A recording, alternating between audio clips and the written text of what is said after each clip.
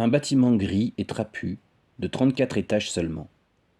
Au-dessus de l'entrée principale, les mots Centre d'incubation et de conditionnement de Londres centrale.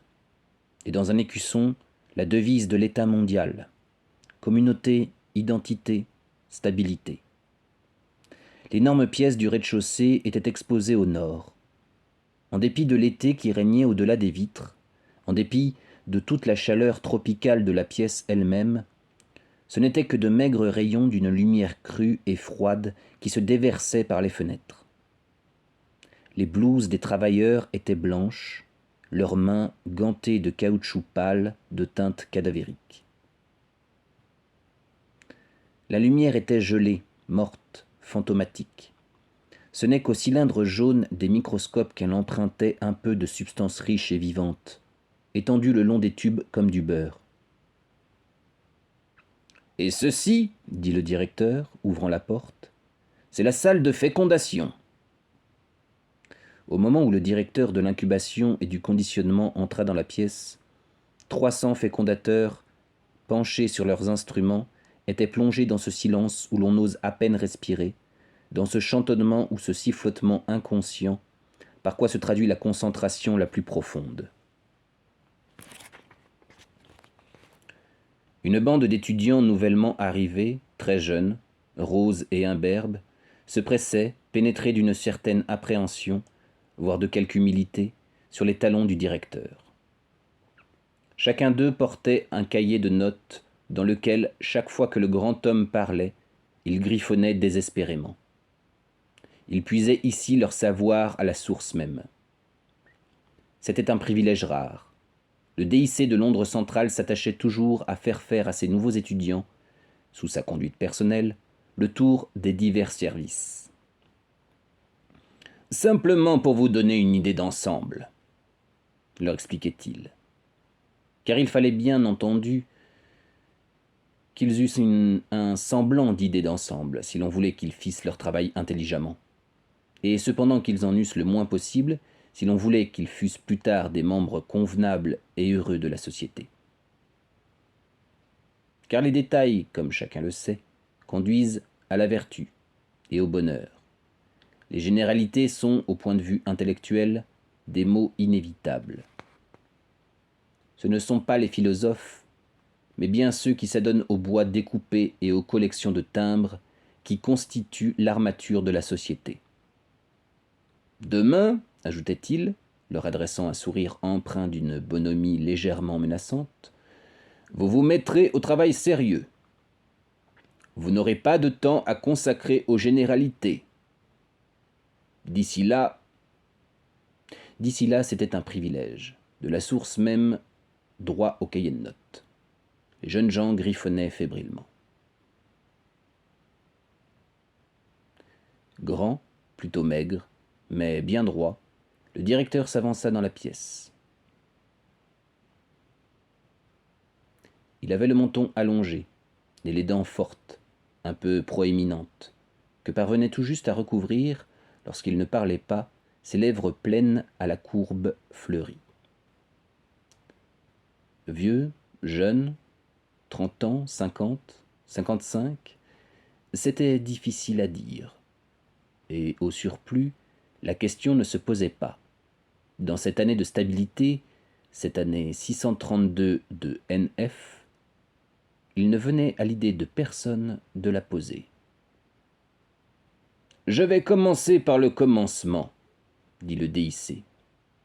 Et les étudiants les plus zélés notèrent son intention dans leur cahier. Commencer au commencement. « Ceci, » il agita la main, « ce sont les couveuses. »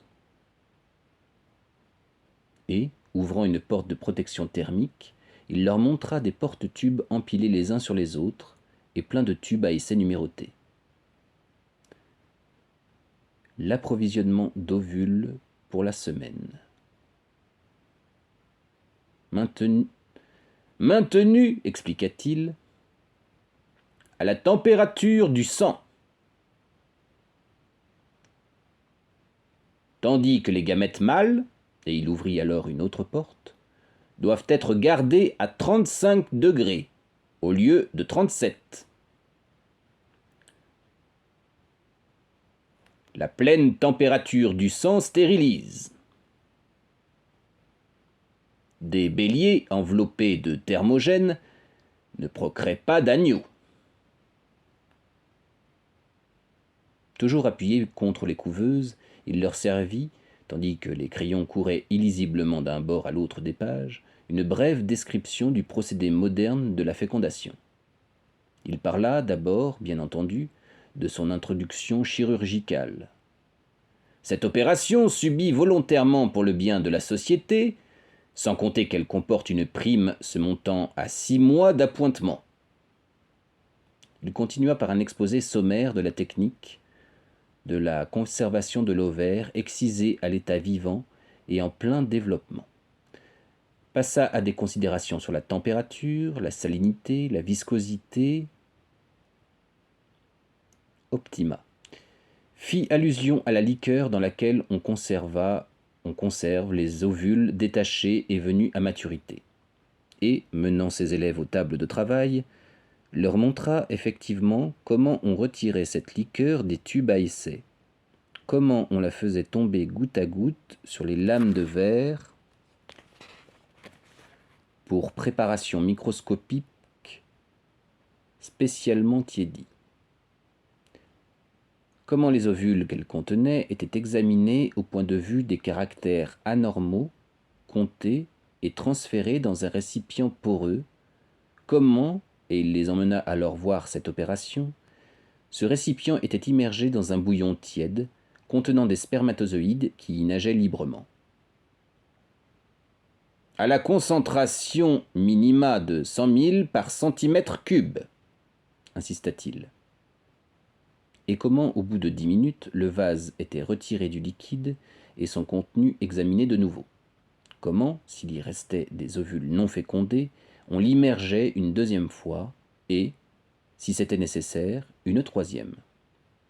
Comment les ovules fécondés retournaient aux couveuses, où les alpha et les bêta demeuraient jusqu'à leur mise en flacon définitive, tandis que les gamma, les delta et les epsilon en étaient extraits au bout de 36 heures seulement, pour être soumis au procédé Bokanovski.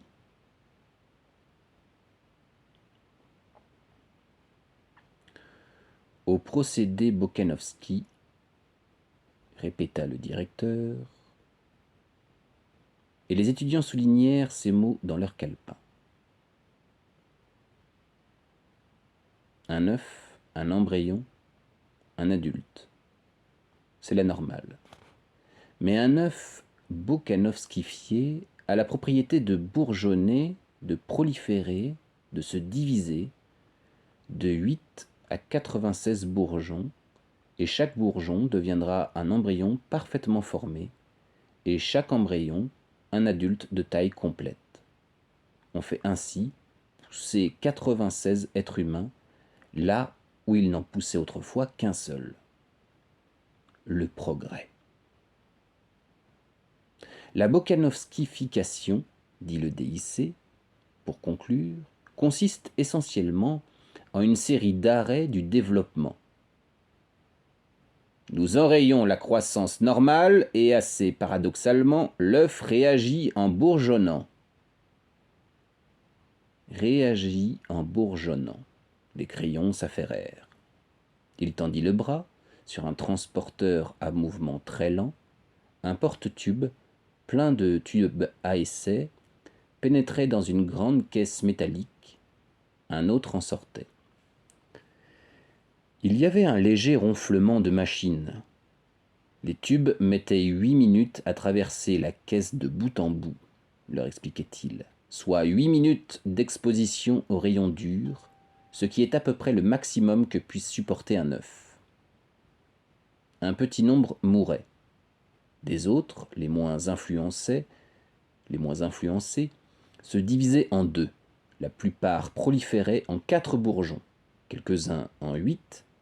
Tous étaient renvoyés aux couveuses où les bourgeons commençaient à se développer. Puis, au bout de 2 jours, on les soumettait soudain au froid et à l'arrêt de croissance. En 2, en 4, en 8, les bourgeons bourgeonnaient à leur tour. Puis, ayant bourgeonné, ils étaient soumis à une dose d'alcool presque mortelle. En conséquence, ils proliféraient de nouveau, et ayant bourgeonné, on les laissait alors se développer en paix. Bourgeons, des bourgeons, des bourgeons. Tout nouvel arrêt de croissance étant généralement fatal. À ce moment, l'œuf primitif avait de fortes chances de se transformer en un nombre quelconque d'embryons, compris entre 8 et 96. Ce qui est, vous en conviendrez, un perfectionnement prodigieux par rapport à la nature. Des jumeaux identiques, mais non pas en maigres groupes de 2 ou 3, comme aux jours anciens de reproduction vivipare. Alors qu'un œuf se divisait parfois accidentellement, mais bien par douzaines, par vingtaines, d'un coup. Par vingtaine, répéta le directeur, et il écarta les bras comme s'il faisait des libéralités à une foule. Par vingtaine. Mais l'un des étudiants fut assez sot pour demander en quoi résidait l'avantage. Mon bon ami, le directeur se tourna vivement vers lui. Vous ne voyez donc pas ? Vous ne voyez pas ? Il leva la main. Il prit une expression solennelle. Le procédé Bokanovsky est l'un des instruments majeurs de la stabilité sociale. Instrument majeur de la stabilité sociale. Des hommes et des femmes conformes au type normal, un groupe uniforme. Tout le personnel d'une petite usine constitué par les produits d'un seul œuf bokanovskifié. 96 jumeaux identiques faisant marcher 96 machines identiques. Sa voix était presque vibrante d'enthousiasme. On sait vraiment où l'on va, pour la première fois dans l'histoire. Il cita la devise planétaire. Communauté, identité, stabilité. Des mots grandioses. Si nous pouvions bokanovskifier indéfiniment, tout le problème serait résolu.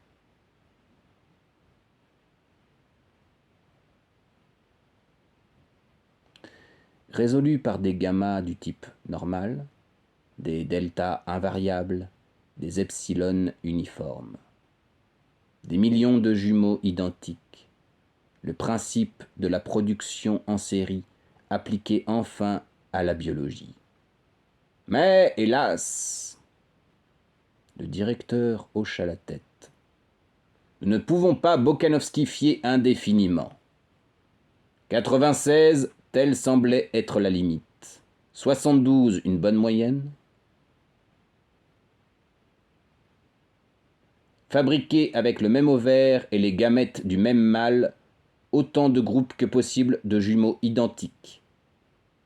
C'était là ce qu'il pouvait faire de mieux, un mieux qui n'était malheureusement qu'un pis-aller. Et cela, c'était déjà difficile.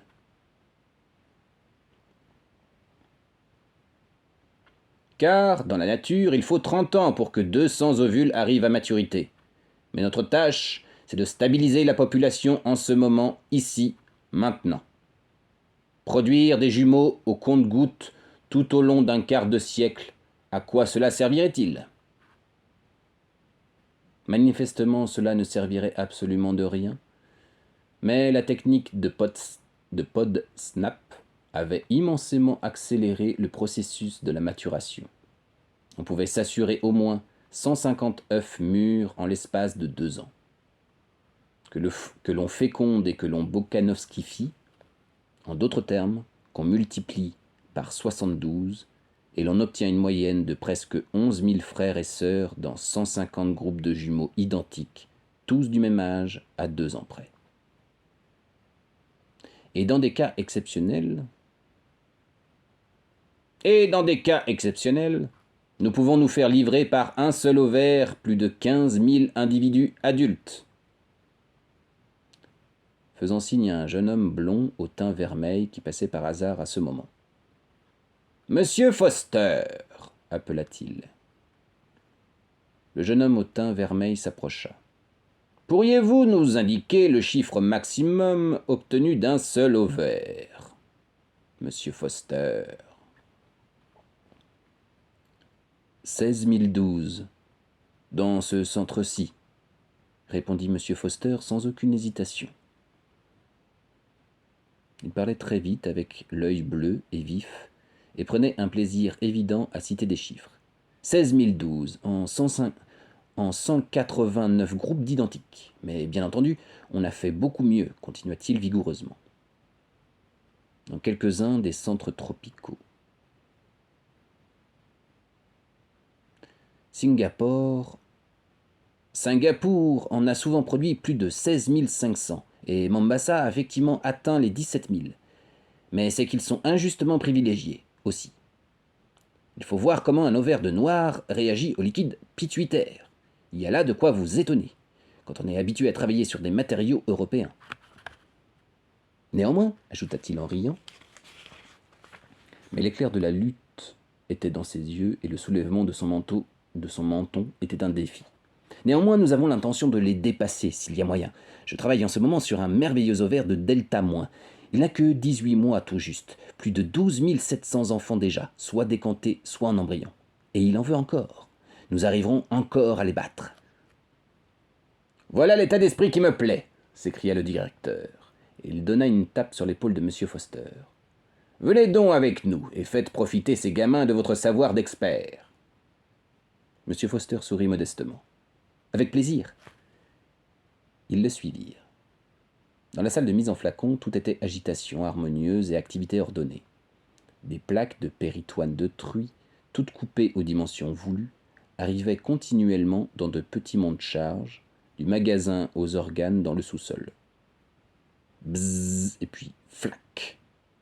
Les portes du monte-charge s'ouvraient toutes grandes.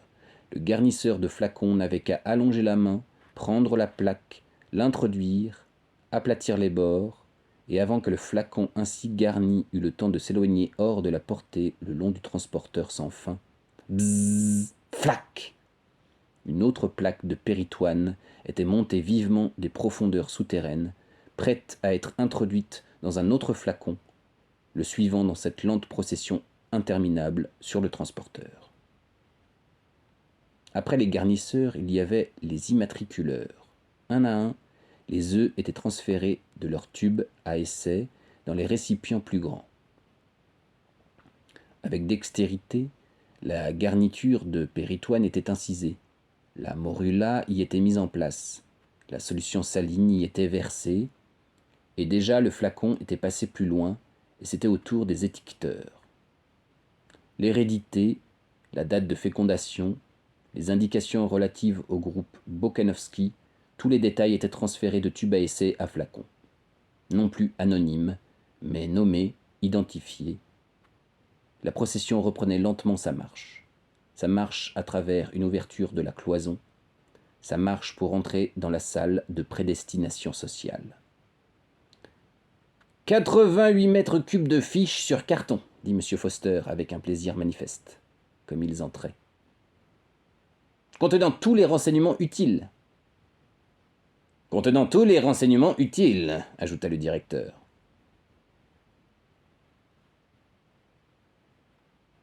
Mis à jour tous les matins et coordonnés tous les jours dans l'après-midi, sur la base desquels sont faits les calculs. Tant d'individus de telle et telle qualité, dit M. Foster, répartis en telle et telle quantité, le pourcentage de décantation optimum à n'importe quel moment donné. Les pertes imprévues étant promptement compensées. Promptement, répéta M. Foster. Si vous saviez combien j'ai dû faire d'heures supplémentaires après le dernier tremblement de terre au Japon. Il eut un rire de bonne humeur et hocha la tête. Les prédestinateurs envoient leurs chiffres aux fécondateurs, qui leur donnent les embryons qu'ils demandent, et les flacons arrivent ici pour être prédestinés en détail, après quoi on les descend au dépôt des embryons, où nous allons maintenant nous rendre nous-mêmes. Et ouvrant une porte, M. Foster se mit à leur tête pour descendre un escalier et les mener au sous-sol. La température était encore tropicale, Ils descendirent dans une pénombre qui s'épaississait. 2 portes et un couloir à double tournant protégeaient la cave contre toute infiltration possible du jour. Les embryons ressemblent à une pellicule photographique, dit M. Foster d'un ton badin, ouvrant la seconde porte d'une poussée. Ils ne peuvent supporter que la lumière du jour, que la lumière rouge. Ils ne peuvent supporter que la lumière rouge. Et en effet, l'obscurité où régnait une chaleur lourde, dans laquelle les étudiants le suivirent alors, était visible et cramoisie, comme par un après-midi d'été, l'est l'obscurité perçue sous les paupières closes. Les flancs bombés des flacons qui s'alignaient à l'infini, rangés sur rangées, étage sur étage, étincelaient en rubis innombrables, et parmi les rubis se déplaçaient les spectres rouges et vagues d'hommes et de femmes aux yeux pourprés, aux faces rutilantes de Lupic. Un bourdonnement, un fracas de machine imprimaient à l'air un léger frémissement. « Donnez-leur quelques chiffres, monsieur Foster, » dit le directeur qui était fatigué de parler. Monsieur Foster n'était que trop heureux de les leur donner.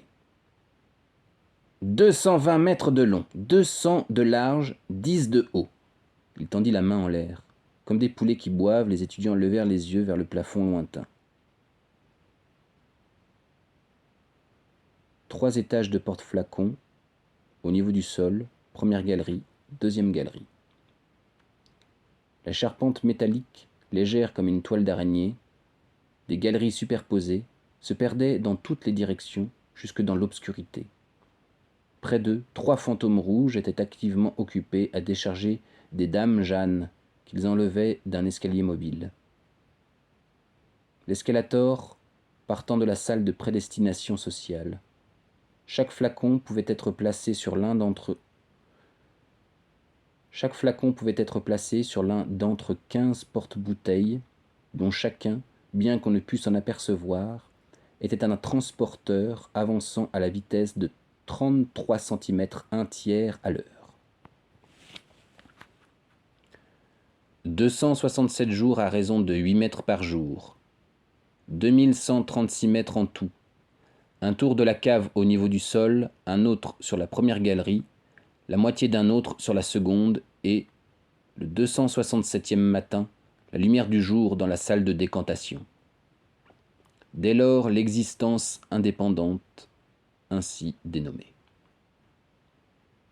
Mais dans cet intervalle de temps, dit M. Foster pour conclure, nous avons réussi à leur faire pas mal de choses, oh, beaucoup de choses. Son rire était averti et triomphant. Voilà l'état d'esprit qui me plaît, dit de nouveau le directeur. Faisons le tour. Donnez-leur toutes les explications, monsieur Foster. Monsieur Foster les leur donna congrument. Il leur parla de l'embryon se développant sur son lit de péritoine. Il leur fit goûter le riche pseudo-sang dont il se nourrit. Il expliqua pourquoi il avait besoin d'être stimulé par de la placentine et de la thyroxine. Il leur parla de l'extrait de corpus luteum. Il leur montra les ajutages par lesquels, à tous les 12 mètres entre 0 et 2040, il est injecté automatiquement. Il parla de ces doses graduellement croissantes de liquide pituitaire administrées au cours des 96 derniers mètres de leur parcours. Il décrivit la circulation maternelle artificielle installée sur chaque flacon au mètre 112.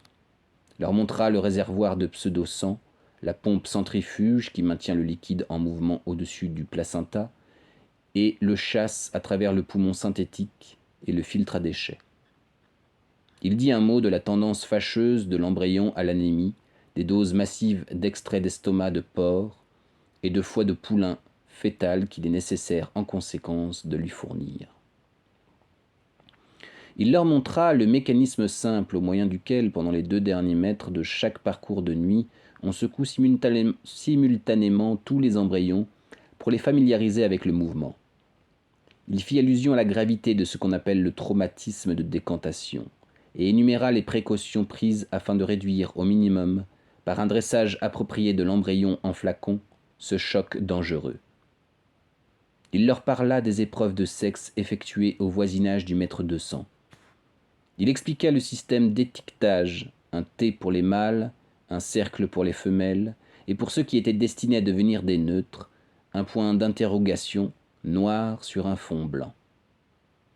Car, bien entendu, dit M. Foster, dans l'immense majorité des cas, la fécondité est tout bonnement une gêne, un ovaire fertile sur 1200.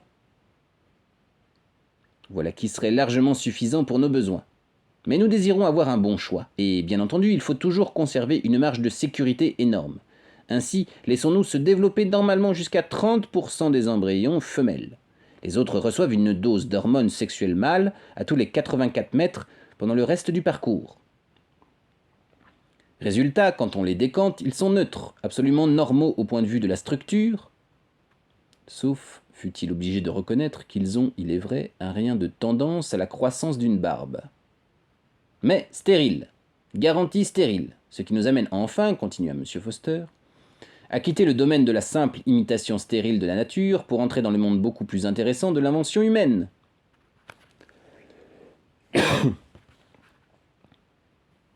Il se frotta les mains, car bien entendu, on ne se contentait pas de couver simplement des embryons. Cela, n'importe quelle vache est capable de le faire. En outre, nous prédestinons et conditionnons. Nous décantons nos bébés sous forme d'êtres vivants socialisés, sous forme d'alpha ou d'epsilon, de futurs vidangeurs ou de futurs... Il était sur le point de dire futurs administrateurs mondiaux, mais se reprenant, il dit futurs directeurs de l'incubation. D.C. fut sensible au compliment qu'il reçut avec un sourire. Ils en étaient au mètre 320 sur le porte-bouteille numéro 11. Un jeune mécanicien bêta- était occupé à travailler avec un tournevis et une clé anglaise à la pompe à pseudo-sang d'un flacon qui passait. Le ronflement du moteur électrique devenait plus grave, par fraction de ton, tandis qu'il vissait les écrous. Plus grave, une torsion finale, un coup d'œil sur le compteur de tours et il eut terminé. Il avança de 2 pas le long de la rangée et recommença la même opération sur la pompe suivante. Il diminue le nombre de tours à la minute, expliqua M. Foster. Le pseudo-sang circule plus lentement. Il passe par conséquent dans les poumons à intervalles plus longs. Il donne par suite à l'embryon moins d'oxygène. Rien de tel que la pénurie d'oxygène pour maintenir un embryon au-dessous de la normale. De nouveau, il se frotta les mains. « Mais pourquoi voulez-vous maintenir l'embryon au-dessous de la normale » demanda un étudiant ingénu. « Quel âne » dit le directeur, rompant un long silence. « Ne vous est-il jamais venu à l'idée qu'il faut à un embryon d'epsilon un milieu d'epsilon, aussi bien qu'une hérédité d'epsilon » Cela ne lui était évidemment pas venu à l'idée. Il fut couvert de confusion. « Plus la caste est basse, dit M. Foster, moins on donne d'oxygène. Le premier organe affecté, c'est le cerveau. Ensuite, le squelette. À 70% d'oxygène normal, on obtient des nains. À moins de 70%, des monstres sans yeux. Lesquels ne sont absolument d'aucune utilité, dit M. Foster pour conclure. Tandis que sa voix se fit confidentielle, avide d'exposer ce qu'il avait à dire, si l'on pouvait découvrir une technique pour réduire la durée de maturation, quel bienfait ce serait pour la société. Considérez le cheval. Ils le considérèrent. Mûr à 6 ans, l'éléphant à 10, alors qu'à 13 ans, un homme n'est pas encore mûr sexuellement et n'est adulte qu'à 20 ans. D'où, bien entendu, ce fruit du développement retardé, l'intelligence humaine. Mais chez les epsilon, dit fort justement M. Foster, nous n'avons pas besoin d'intelligence humaine. On n'en a pas besoin et on ne l'obtient pas. Mais, bien que chez l'epsilon l'esprit soit mûr à 10 ans, il en faut 18 avant que le corps soit propre au travail. Que de longues années d'immaturité superflues et gaspillées. S'il était possible d'accélérer le développement physique jusqu'à le rendre aussi rapide, mettons que celui d'une vache, quelle économie énorme il en résulterait pour la communauté. Énorme, murmurèrent les étudiants. L'enthousiasme de M. Foster était contagieux. Ses explications se firent plus techniques. Il parla de la coordination anormale des endocrines qui fait que les hommes croissent si lentement. Il admit pour l'expliquer une mutation germinale. Peut-on détruire les effets de cette mutation germinale? Peut-on faire régresser l'embryon d'epsilon au moyen d'une technique appropriée jusqu'au caractère normal qui existe chez les chiens et les vaches? Tel était le problème, et il était sur le point d'être résolu. Pilkington, à Mombasa, avait produit des individus qui étaient sexuellement mûrs à 4 ans et de taille adulte à 6 ans et demi. Triomphe scientifique, mais socialement sans utilité. Des hommes et des femmes de 6 ans et demi étaient trop bêtes pour accomplir même le travail d'Epsilon. Et le processus était du type tout ou rien. Ou bien l'on ne réussissait à modifier rien du tout, ou bien l'on modifiait complètement. On essayait encore de trouver le compromis idéal entre des adultes de 20 ans et des adultes de 6 ans. Jusqu'à présent, sans succès. M. Foster soupira et hocha la tête. Leur pérégrination parmi la pénombre cramoisie les avait amenés au voisinage de mètre 170 sur le porte-bouteille numéro 9. À partir de ce point, le porte-bouteille numéro 9 disparaissait dans une gaine et les flacons accomplissaient le restant de leur trajet dans une sorte de tunnel interrompu çà et là par des ouvertures de 2 ou 3 mètres de large. Le conditionnement à la chaleur, dit M. Foster. Des tunnels chauds alternaient avec des tunnels rafraîchis. La fraîcheur était alliée à d'autres désagréments sous forme de rayons X durs. Lorsqu'il en arrivait à être décanté, les embryons avaient horreur du froid. Ils étaient prédestinés à émigrer dans les tropiques, à être mineurs, tisserands de soie à l'acétate et ouvriers dans les aciéries. Plus tard, leur esprit serait formé de façon à confirmer le jugement de leur corps. Nous les conditionnons de telle sorte qu'ils se portent bien à la chaleur, dit M. Foster en conclusion. Nos collègues là-haut leur apprendront à l'aimer.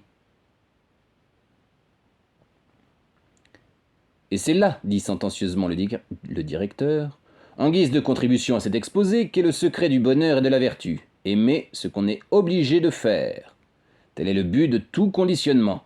Faire aimer aux gens la destination sociale à laquelle ils ne peuvent échapper. Dans un intervalle entre 2 tunnels, une infirmière était en train de sonder délicatement, au moyen d'une seringue longue et fine, le contenu gélatineux d'un flacon qui passait. Les étudiants et leurs guides s'arrêtèrent pour la regarder quelques instants en silence. « Eh bien, Lénina, dit M. Foster, lorsqu'enfin elle dégagea la seringue et se releva. La jeune fille se retourna avec un sursaut. On voyait qu'elle était exceptionnellement jolie, bien que l'éclairage lui fît un masque de lupus et des yeux pourprés. « Henri !» Son sourire lui décocha un éclair rouge, une rangée de dents de corail. « Charmante, charmante !» murmura le directeur, et lui donnant 2 ou 3 petites tapes. Il reçut en échange pour sa part un sourire un peu déférent. « Qu'est-ce que vous leur donnez là ?» demanda M. Foster, imprimant à sa voix un ton fort professionnel. « Oh, la typhoïde et la maladie du sommeil habituelle. » Les travailleurs des tropiques commencent à subir des inoculations au mètre 150, expliqua M. Foster aux étudiants. Les embryons ont encore des branchies, comme les poissons. Nous immunisons le poisson contre les maladies de l'homme à venir. Puis, se retournant vers Lénina, 5h moins 10 sur le toit ce soir, dit-il, comme d'habitude. Charmante, dit le directeur une fois de plus, et avec une petite tape finale. Il s'éloigna derrière les autres. Sur le porte-bouteille numéro 10, des rangées de travailleurs des industries chimiques de la génération à venir étaient dressés à supporter le plomb, la soude caustique, le goudron, le chlore.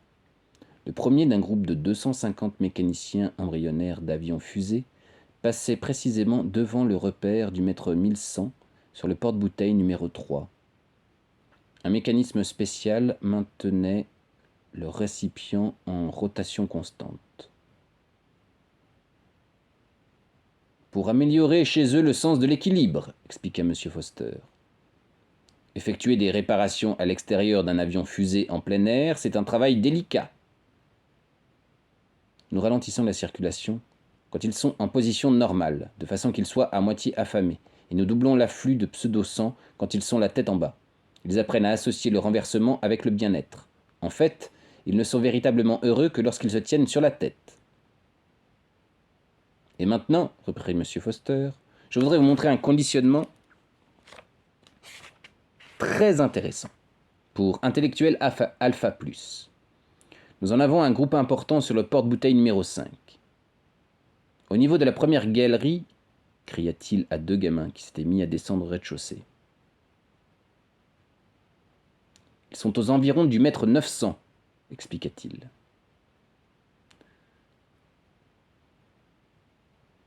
On ne peut, en somme, effectuer aucun conditionnement utile avant que les fœtus aient perdu leur queue. Suivez-moi. Mais le directeur avait regardé sa montre. 3h moins 10, dit-il. Je crains que nous n'ayons pas de temps à consacrer aux embryons intellectuels. Il faut que nous montions aux pouponnières avant que les enfants aient fini leur sieste d'après-midi. M. Foster fut déçu. Au moins un coup d'œil sur la salle de décantation, supplia-t-il. Allons, soit. Le directeur sourit avec indulgence. Rien qu'un coup d'œil.